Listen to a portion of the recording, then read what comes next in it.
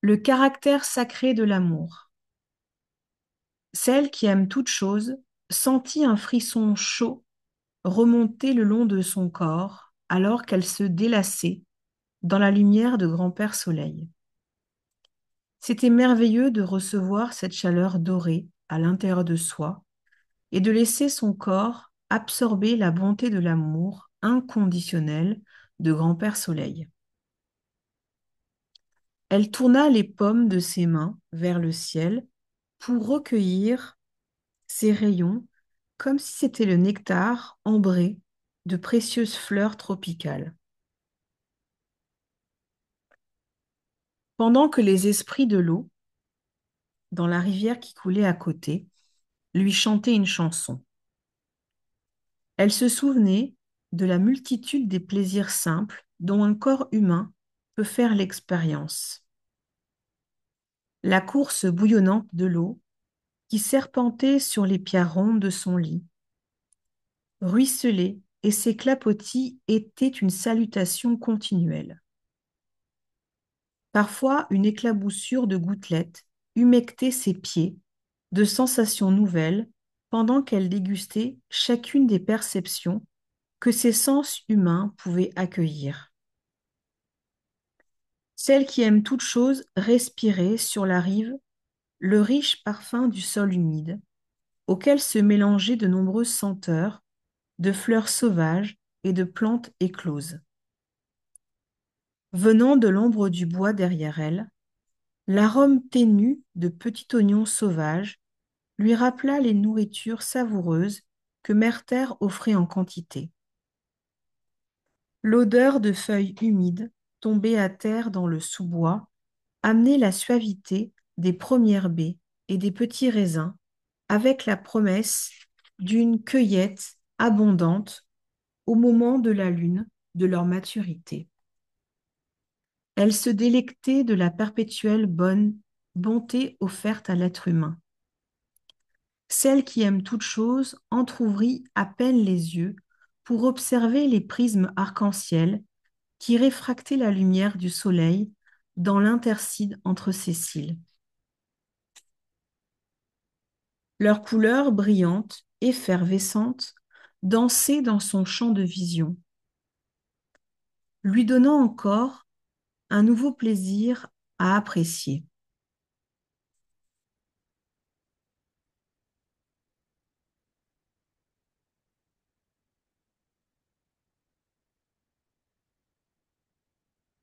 Elle pouvait voir les couleurs se refléter sur sa peau humide. Elle observa que l'eau, comme les sentiments, pouvait réfléchir les nuances les plus subtiles du jeu changeant de la lumière et de l'ombre. Elle se souvint comme elle avait été étonnée par la multiplicité et la variété des sensations qu'elle avait rencontrées au moment où elle s'était incarnée en être humain, pour la première fois sous la forme d'une femme. Elle avait été alors comme un colibri, goûtant tout ce que pouvait lui offrir chacune des fleurs de l'expérience humaine, voltigeant de l'une à l'autre dans un délice total. Un jour, elle avait observé un colibri plonger son bec pour goûter tous les différents nectars qui pouvaient fleurir dans la clairière. Elle avait décidé que le monde devait être savouré avec la même joie. Ses premières journées lui avaient enseigné la médecine offerte par le colibri, et la même attitude d'amour et de joie avait continué de donner forme à toutes les expériences de sa marche terrestre. Celle qui aime toute chose remercia en silence la plus petite de toutes les créatures ailées, dont la chanson lui fredonnait de laisser les joies de la vie chasser la négativité et la peur. Absorbée par tout ce qu'elle ressentait et profondément détendue, la mère de clan remarqua à peine que les couleurs du rayon de soleil qu'elle suivait à travers ses cils la menaient à un étincelant ensemble de souvenirs qui raviva en elle les joies et les épreuves qu'elle avait rencontrées sur la bonne voie rouge. Elle se rappela comment elle avait été initiée à la sexualité, apprenant les plaisirs de l'amour dans un champ de coquelicots et sur la mousse vert tendre. C'était une de ces journées chaudes, remplies du bruit des battements de son cœur et des cris des grives et des alouettes.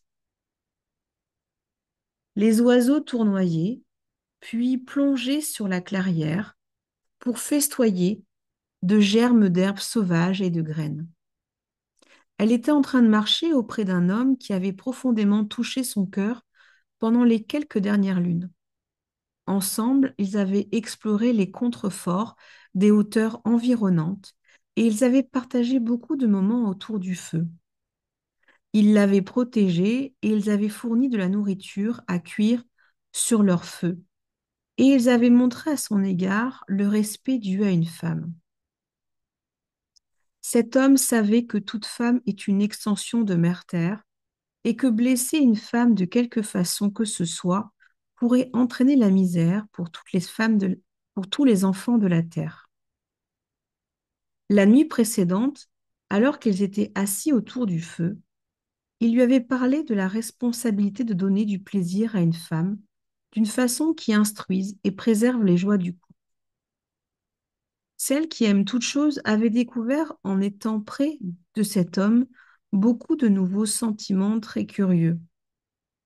Son corps pouvait réagir de la plus étrange manière si leurs mains se touchaient par inadvertance ou si leurs regards se rencontraient.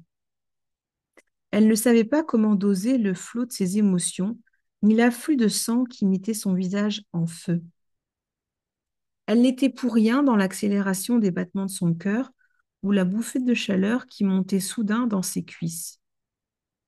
Chien à plumes, l'homme à ses côtés, était très différent des autres hommes qu'elle avait rencontrés. Jamais aucun d'entre eux, auparavant, ne l'avait fait se sentir ainsi.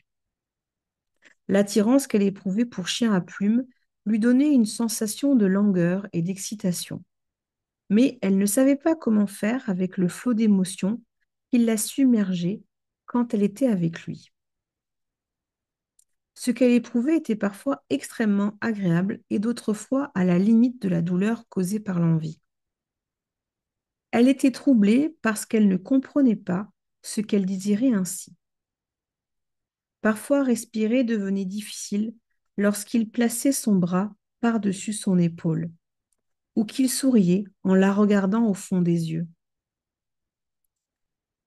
Cette danse des amours avait duré 3 lunes, plongeant celle qui aime toute chose dans l'ivresse de la sensualité du toucher et le bonheur de se sentir choyée. L'intimité s'était approfondie pendant ce temps où Chien à plumes et elle avaient partagé leurs pensées les plus secrètes, mais pas leurs couches. Aujourd'hui, dans le champ de coquelicots, qui irradiait de toutes les nuances roses orangées du soleil nouveau-né, elle allait s'ouvrir d'elle-même à l'homme qu'elle aimait d'une façon nouvelle. Chien à plumes avait mérité son nom parce qu'il était investi de la médecine de la plume, symbole de celui qui est un messager de l'esprit, et de celle du chien parce qu'il enseignait la valeur de servir l'humanité avec loyauté.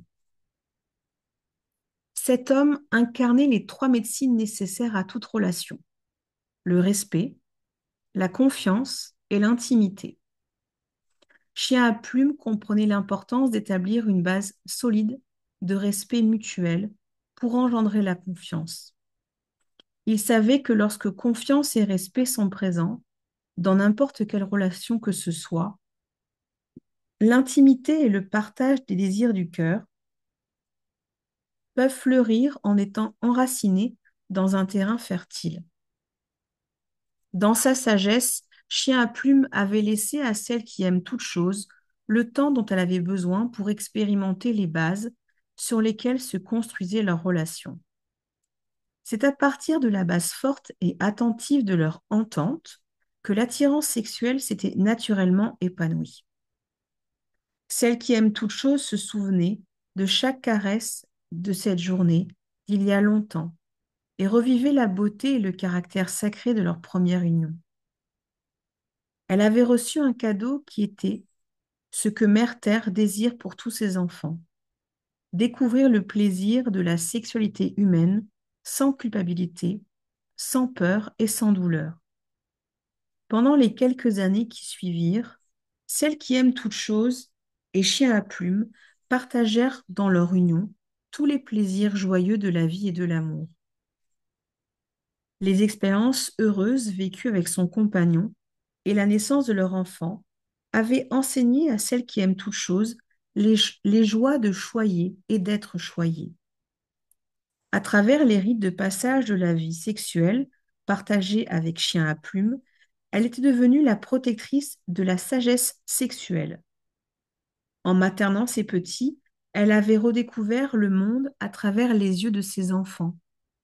L'émerveillement et la jubilation du plaisir d'être en vie lui avaient permis de maîtriser l'art d'être une femme chaleureuse et sensuelle, ainsi qu'une mère compréhensive, qui savait prendre soin de ses petits. Son cœur s'inondait d'amour quand elle pensait à toute la bonté que la vie lui avait offerte à travers sa fille et ses trois garçons costauds. Dire adieu à Chien à plume fut difficile lorsqu'il partit pour le monde de l'esprit. Elle fit l'expérience encore plus douloureuse d'enterrer ses enfants et les enfants de ses enfants après les avoir vus grandir et décliner. Alors qu'elle vivait toujours dans un corps qui ne vieillissait pas, celle qui aime toute chose développa du ressentiment lors de ces hivers qui lui a amené l'une des plus dures leçons de la vie humaine.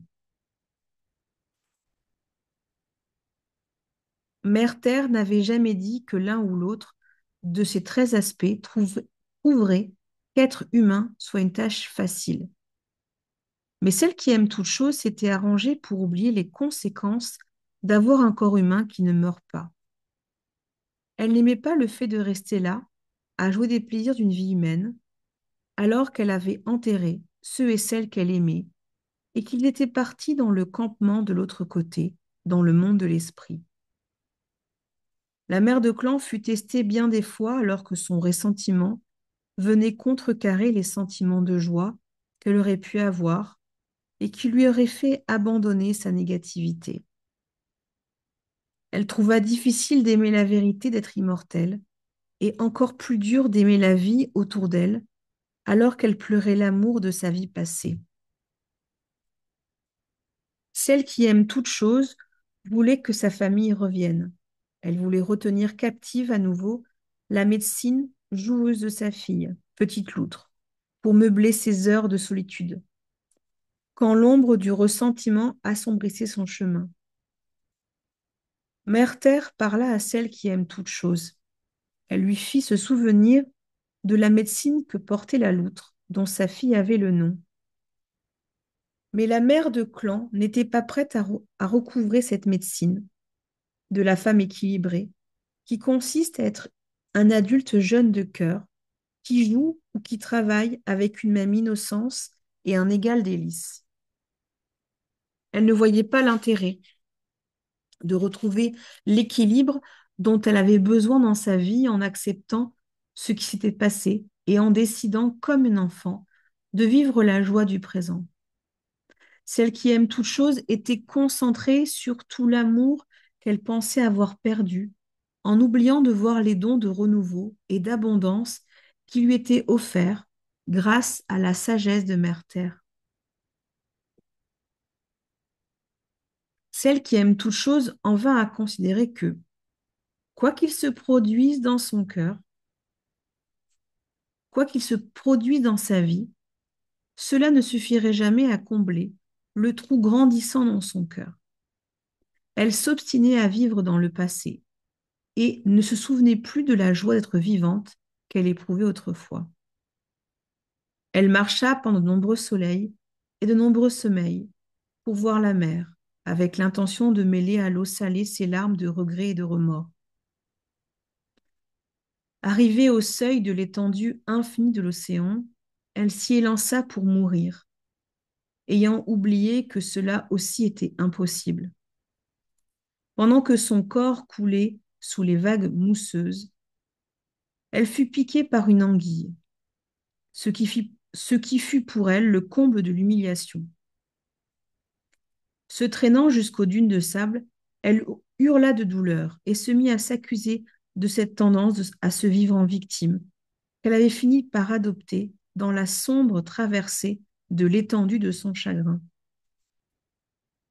Celle qui aime toute chose commença à se blâmer de n'avoir jamais grandi. Elle blâma sa famille de l'avoir faite humaine. Elle blâma Mère Terre de lui avoir donné des expériences de plaisir. Et maintenant, cette insupportable douleur. Elle se déchaîna et hurla aux quatre vents son dégoût et sa révolte tout en pleurant de colère. La zébrure qui grossissait en devenant de plus en plus rouge. Là où l'anguille l'avait piquée, était à l'image de la rage qu'elle ressentait envers elle-même et envers le monde entier. Elle était furieuse qu'un tel amour et autant de plaisir aient eu leur contrepartie. Celle qui aime toute chose avait essayé de vivre la vie en ne cherchant rien d'autre que l'ultime bonheur. Il n'était pas censé y avoir un autre côté, fait de contrariété à l'expérience humaine. La vie dans la douleur, ce n'était pas juste. Elle se trouvait dans l'incapacité totale de se détourner de cette expérience de souffrance qu'elle adorait, même en essayant de se supprimer. Perdue dans sa propre misère, celle qui aime toute chose ne prêta attention à rien de ce qui était autour d'elle, jusqu'à ce qu'un coup de vent lui apporte le fracas des vagues et le bruit des ailes de l'oiseau tonnerre, claquant dans son dos au même instant. Hino, le chef du tonnerre, lui avait envoyé l'oiseau tonnerre avec ses grondements et ses roulements assourdissants pour enseigner à celle qui aime toute chose comment ses propres sentiments avaient affecté l'équilibre de la nature. Elle entendit la voix d'Ino qui mugissait à ses oreilles. Ma fille, tu as créé ces vents glacés parce que ton cœur est devenu froid. Tu as abandonné ton nom et donné ton propre courroux à porter aux autres enfants de la terre qui dépendent de toi pour apprendre à aimer et à prendre soin. Dans ta colère, tu as créé un orage qui en enverra beaucoup à la mort, et pourtant, tu n'as rien appris de la misère que tu apportes quand tu refuses d'aimer.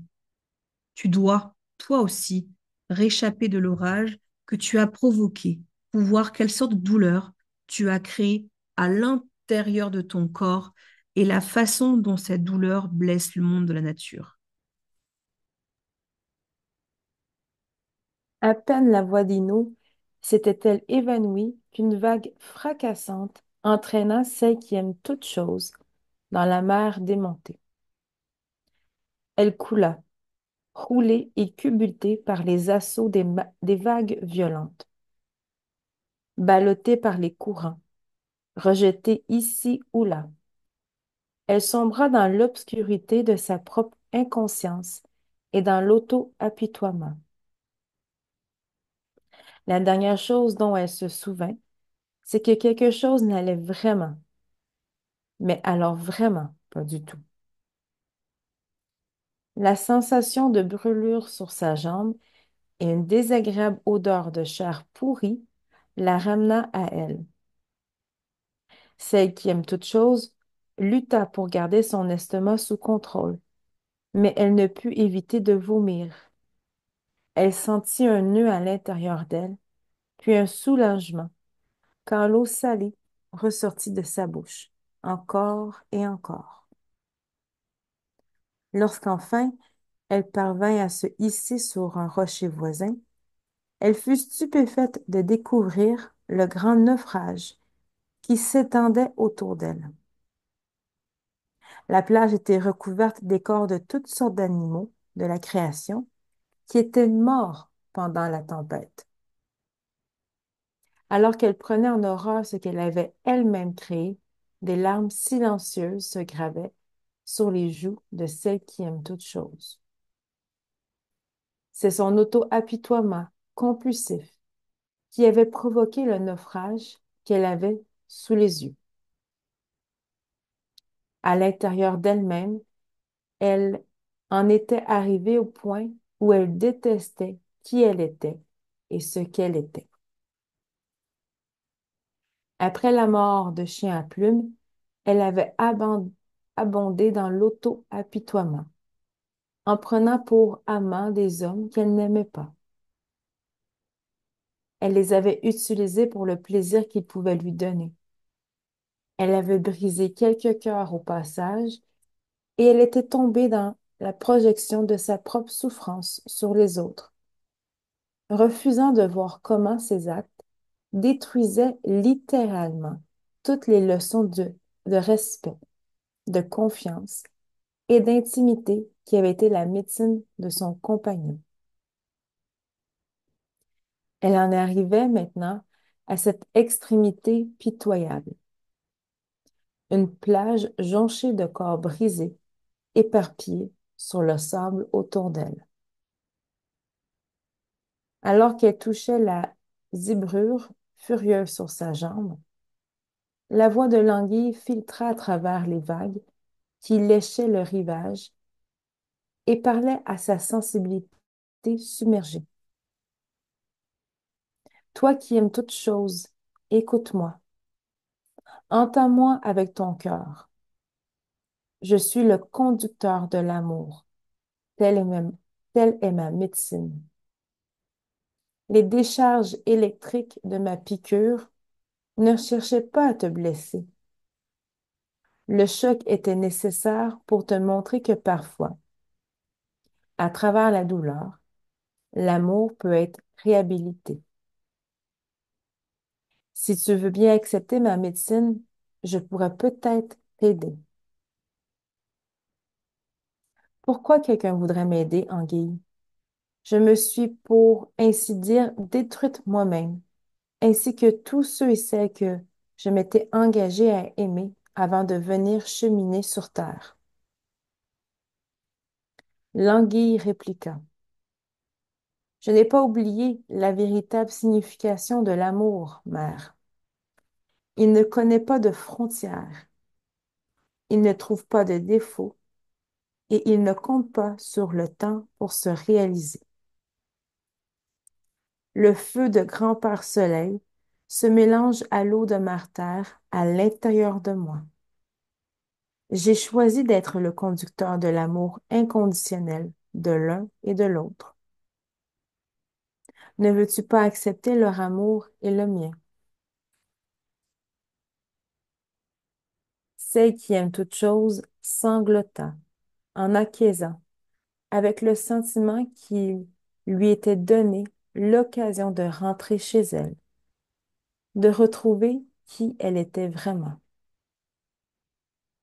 La mère de clan comprit parfaitement qu'elle s'était punie elle-même et qu'elle avait puni tout le monde autour d'elle en cheminant dans l'ombre. Plus que tout au monde, ce qu'elle voulait à présent, c'était restaurer l'amour et abandonner l'obscurité de la révolte et de la peur. L'anguille sentit le changement dans le cœur de la mère de clan et continua à parler. Toi qui aimes toutes choses, pour retrouver l'abondance que tu as déjà eue dans ta vie, tu dois traverser le pont que tu as créé entre le côté ombre de ta nature et ton cœur aimant. Ce pont peut apparaître comme un arc-en-ciel parce qu'il reflète toutes les magnifiques couleurs de la vie. Ce pont est fait de pardon et s'étend par-dessus l'abîme de la peur humaine, de l'amertume, de la haine et de la jalousie. On adopte ces émotions qui font mal quand le cœur est brisé. C'est pour masquer sa douleur. Tu dois vouloir traverser le pont. Pour faire ce voyage, tu dois laisser tomber tous les jugements négatifs et ou cesser de te critiquer et ou de critiquer absolument tous les autres, tous les lieux, tous les événements ou toutes les idées dont tu as pu faire l'expérience auparavant.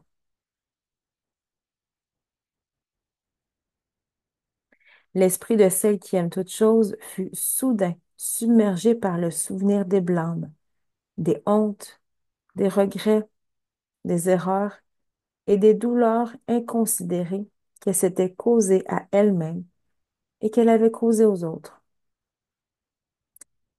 Pardonner tout cela serait une tâche incroyablement difficile, mais elle réalisa qu'il lui fallait bien partir de quelque part pour restaurer l'amour qui avait été jadis la lumière qui l'avait guidée. Elle passa de nombreux soleils et de nombreux sommeils à marcher au bord de la mer, nettoyant le côté d'ombre de sa nature. Elle ressentait chaque émotion sans s'y noyer à nouveau.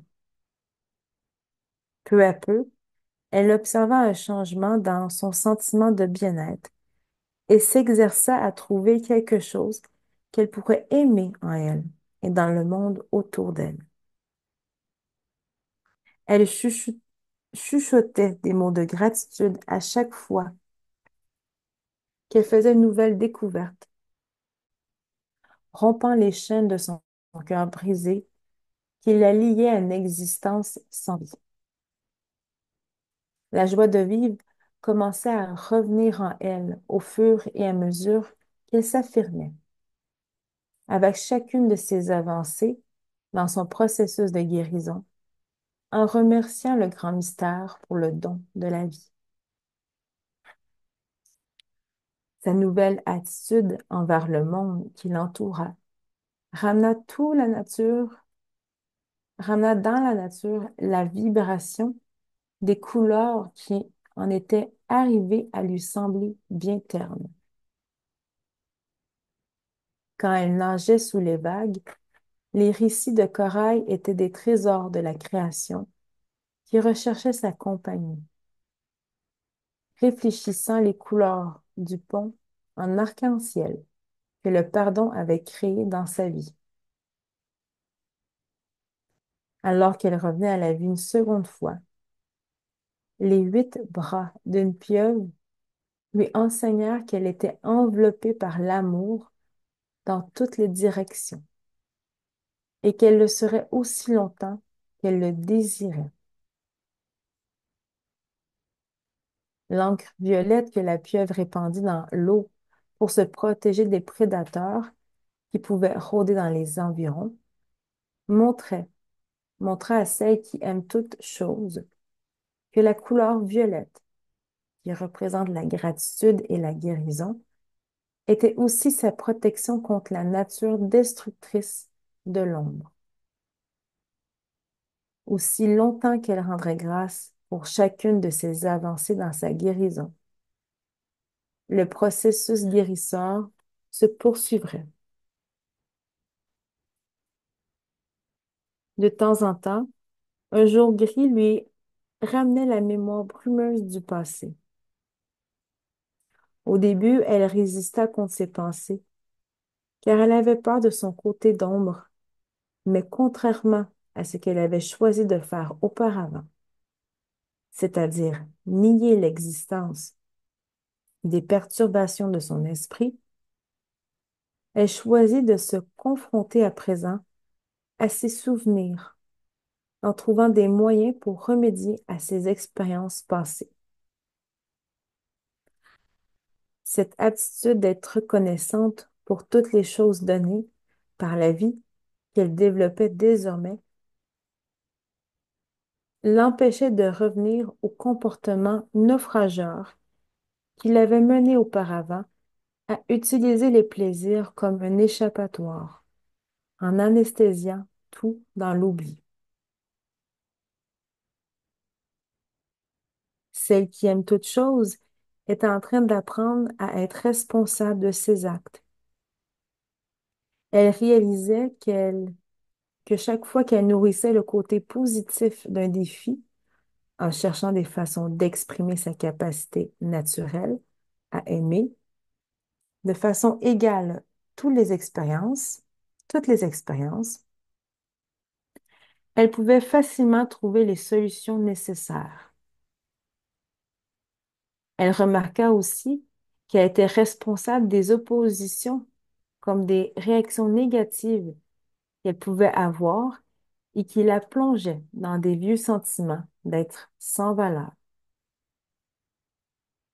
des sentiments qui lui donnaient envie de fuir et de se cacher de la vie. Le jour arriva bientôt où celle qui aime toute chose eut confiance dans le fait qu'elle était maintenant prête à cheminer auprès de ses amis humains, sans projeter sur eux son passé. Elle commença à suivre sa piste, avançant à travers collines et vallées, parcourant les forêts, traversant les ruisseaux. Dans la lumière de l'aube, au sixième soleil de son périple, elle s'éveilla au bruit que faisait une biche qui se désaltérait dans le courant. Celle qui aime toute chose observa avec attention la biche, qui poussait son faon vers les plaques de mousse qui bordaient la rive. Elle ravala les larmes qui lui montaient aux yeux, alors que le souvenir de Petite Loutre, sa fille, lui venait à l'esprit. Sa petite fille avait appris à marcher sur un tertre couvert de mousse, près d'un ruisseau qui ressemblait beaucoup à celui-ci. La biche ressentit l'angoisse de la mère de clan et se tourna pour lui parler. Tu es la mère de tous les actes de plaisir, toi qui aimes toutes choses. Et pourtant, voilà que tu as oublié d'être tendre avec toi-même. Tu prendrais tendrement soin de moi et de mon faon, mais tu es sans pitié envers toi-même. Nous autres, dans la création, avons entendu parler de tes tourments et de ta guérison, et nous nous sommes réjouis de tes progrès. J'étais envoyé pour croiser ton chemin et te rappeler la douceur tendre et sensible de ma médecine. Pas tant que tu appliques cette tranquillité réconfortante aux autres, mais pour que tu arrêtes d'être si dur envers toi-même. De toute manière, tu es humaine. Le fait que tu ne fasses l'expérience ni du vieillissement, ni de la mort de ton corps ne veut pas dire que tu doives te hisser au-delà des capacités des autres êtres humains. Douce mère, il n'y a pas de faute à être humain, à être humaine. Tes sentiments feront toujours partie de toi. Ils ne s'évanouiront jamais, mais il n'y a rien de mal à les aborder de temps en temps avec douceur. Tu as traversé le pont du pardon et maintenant tu dois redécouvrir le chemin de la tendresse envers toi-même. Trouver l'équilibre entre la force et la douceur est une affaire délicate. Tu peux avoir recours à ma médecine à tout moment si tu as besoin de moi. À ces mots, la biche et le faon s'en allèrent. Ils s'enfoncèrent dans la forêt, laissant celle qui aime toute chose à ses pensées. Les paroles de la biche avaient encouragé la mère de clan dans sa résolution d'éprouver de la bonté envers elle-même, ce dont elle avait tant besoin. Dans la douceur, celle qui aime toute chose envoya des paroles de remerciement à tous les enfants de la création et au grand mystère. Puis elle se lava dans le ruisseau, mangeant quelques baies et regarda en direction du chemin, par où elle reprit sa course. 2 lunes plus tard, elle arriva aux abords d'un campement de 2 jambes, bien occupé à inventorier toutes les actions blessantes que les humains pouvaient s'infliger les uns aux autres. Elle comprit que le temps était venu pour elle de mettre en pratique tout ce qu'elle avait appris.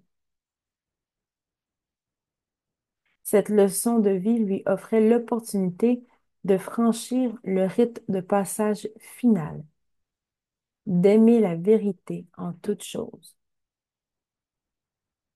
En tant que gardienne du pardon, elle était appelée à montrer à ses membres de la tribu terrestre comment soigner leur cœur. La difficulté de mener à bien cette tâche qu'elle trouvait là sur son chemin éveilla en elle la pensée fugace de vouloir s'échapper de sa mission. Mais au lieu de cela, elle remercia pour l'opportunité qui lui était donnée de grandir. Chaque fois qu'un membre de ce groupe essayait de faire circuler des rumeurs sur quelqu'un d'autre, la mère de clan faisait valoir, au contraire, la nature ou les traits de caractère positifs de la personne en question. Lorsque quelqu'un se sentait rejeté, elle était la première à montrer de la douceur et à l'encourager avec amour. Quand quelqu'un se déchaînait, crachant sa colère sur ses proches, elle chassait sa colère en lui montrant de quelle façon cette colère était en réalité adressée à lui-même, à elle-même. Généralement, se pardonner à soi-même d'être humain ou de s'être rendu dépendant d'un d'un autre pour faire les choses dont on aurait pu s'occuper soi-même, dissipait instantanément la colère. Des hivers passèrent. De nouvelles générations de cette tribu étaient nées, apprenant les cadeaux du pardon, de la douceur et de l'amour que celle qui aime toutes choses offrait librement. Elle voyagea auprès de différents clans et tribus, partageant les expériences de son chemin terrestre et la sagesse qu'elle avait acquise à travers ce processus de guérison. Elle apprit aux jeunes femmes à respecter leur corps et à prendre soin de leurs enfants. Elle partagea les leçons du caractère sacré de la sexualité, respect, confiance et intimité avec les jeunes hommes, qui pourraient ainsi se servir de leur connaissance, de la sagesse sexuelle et de leur compréhension des relations pour tisser des liens durables avec leurs compagnes. Cette mère nourricière enseigna aux enfants comment jouir des plaisirs d'être humain en aimant le froid dans leurs pieds quand ils étaient dans un torrent de montagne ou en se délectant du fumet d'un ragoût autant que de sa saveur. Honneur et respect étaient dus au sens, car c'était ses capacités de perception qui offraient à l'humanité les plaisirs de la vie. Par exemple, celle qui aime toute chose montra à ses enfants humains que chaque acte de la vie physique était sacré. Abordé avec amour et d'une façon qui fasse sens, rien de ce, rien de ce qui concerne la sexualité ne pouvait être jugé comme sale ou mauvais par la protectrice de la sagesse sexuelle. La mère de tous les actes de plaisir enseignait que toutes les fonctions du corps humain étaient des processus naturels auxquels on doit faire honneur, car ils gardent le corps en bonne santé et plein de vitalité. Elle montra aux jeunes adultes que le corps masculin donne à partir des organes génitaux et qu'il reçoit par le cœur, alors que le corps féminin reçoit par les organes génitaux et donne par le cœur. Hmm. Lorsqu'une femme et un homme se tiennent face à face en amour, ce processus de donner et recevoir crée un cercle entre les deux partenaires. Si l'un ou l'autre est froid, n'éprouve rien ou a peur, le cercle ne peut pas se constituer. Quand cette sorte de dissociation apparaît, il est temps de repérer lequel des trois points, respect, confiance ou intimité, a été perdu. Pour que le cercle de l'union et du partage sexuel entre l'homme et la femme soit restauré, les deux partenaires doivent vouloir s'ouvrir au fait de donner et de recevoir. Ce lien sacré ne peut s'effectuer que si le respect mutuel, la confiance et l'intimité sont véritablement les bases qui soutiennent leur amour. Celle qui aime toute chose a appris à ses enfants que l'accouplement est une forme de communication sur le plan physique qui représente les côtés masculins et féminins existants en chaque individu. Si une personne n'est pas heureuse dans sa propre compagnie, ce sentiment va contribuer à morceler le sens de son unité interne et faire obstacle au partage dont cette personne pourrait faire l'expérience dans sa relation à l'autre. À travers l'amour de soi et grâce au pardon, la guérison des blessures du cœur peut avoir lieu. Si on peut se pardonner à soi, il devient plus facile de pardonner aux autres pour leurs paroles malheureuses ou leurs actions inconscientes.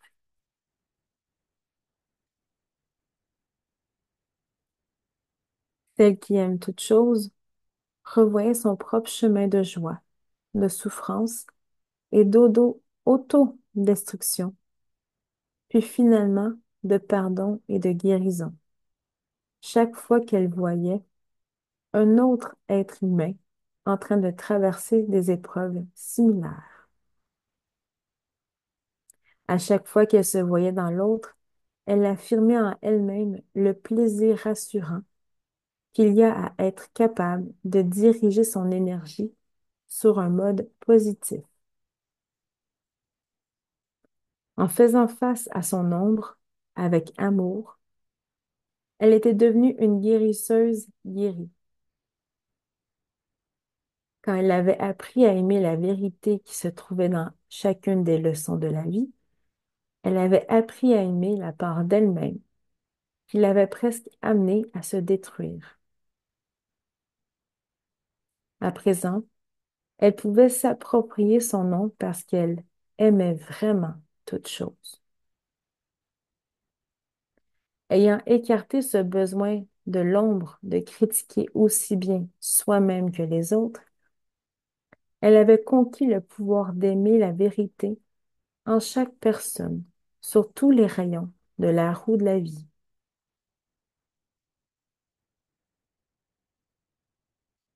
Elle avait gagné la compassion d'une femme jadis tourmentée, qui avait aimé et tout perdu, jusqu'à se perdre elle-même dans l'histoire. Elle avait chaussé les mocassins de chacun des deux jambes dont le cœur avait été brisé et endurci par la souffrance.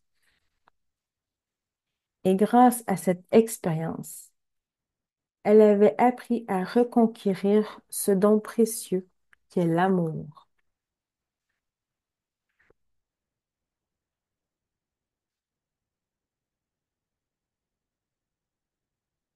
Celle qui aime toute chose avait compris que le goût salé des larmes était le point de départ de la transformation et qu'à travers ces petites gouttes d'angoisse, les eaux du pardon commençaient à couler. La mère de clan de la septième lune en était arrivée à comprendre que la guérison débutait avec le pardon à soi-même pour tout ce qui avait pu se passer et pour tout ce qui aurait dû se passer sur la bonne voie rouge. La compassion était née des blessures que la mère de clan avait reçues dans sa vie. En trouvant avec douceur de la compassion pour elle-même, sa guérison fut complète. La route qui la ramena du fin fond de sa souffrance jusqu'à la lumière avait été longue, mais le plaisir d'être vivante qu'elle avait retrouvé valait un tel effort. Les bruits de la rivière à côté d'elle la tirèrent de ses souvenirs et l'aidèrent à se concentrer sur l'agréable chaleur qui montait dans ses bras pendant qu'elle ouvrait les paumes. Les couleurs arc-en-ciel de la lumière de grand pare-soleil qui filtrait à travers ses cils déployaient de curieuses images de formes humaines qui dansaient. Celle qui aime toute chose sentit un pincement au cœur en reconnaissant Chien à Plume, Petite Loutre et ces trois beaux garçons qui dansaient dans les lumières de l'arc-en-ciel. Dans sa vision, Martha l'appela. Elle lui faisait savoir que son chemin sur terre s'achevait. Un bourdonnement assourdissant emplit ses oreilles, et voilà qu'elle se sentit flotter au-dessus de la rivière. Quand la mère de clan regarda à nouveau en bas, elle vit son propre reflet dans les eaux d'un étang calme. Elle était devenue colibri, et elle volait dans les flots de lumière d'un rayon de soleil. Elle vola droit dans le ciel, traversant le bleu intense de l'espace, jusqu'à ce qu'elle franchisse un mur de flammes, se trouvant propulsée dans le grand corps du grand-père Soleil. Le feu brûla son corps de colibri, et à nouveau elle fut transformée en femme. Elle se retrouva dans les bras de Chien à Plume. Au moment où le cycle de leur amour prenait fin, en réunissant leurs deux cœurs, les deux amants se transformèrent en une étoile étincelante. Cette étoile brûlante se détacha de Grand-Père Soleil et prit sa place dans le peuple du ciel. Pendant 6 lunes, l'étoile de l'amour luit dans le ciel étoilé, et elle était appelée l'étoile du soir. Puis, les 6 mois suivants, l'étoile de l'amour apparaît à l'aube, et elle était appelée l'étoile du matin. Il s'agit de Vénus. Grâce à l'histoire de celle qui aime toutes choses et de Chien à plumes, les deux côtés de notre nature sont rendus visibles. L'oiseau de l'amour et de la joie reflète cette unité car il sait qu'il n'y a aucune séparation dans l'esprit humain en dehors des illusions que nous nous imposons à nous-mêmes.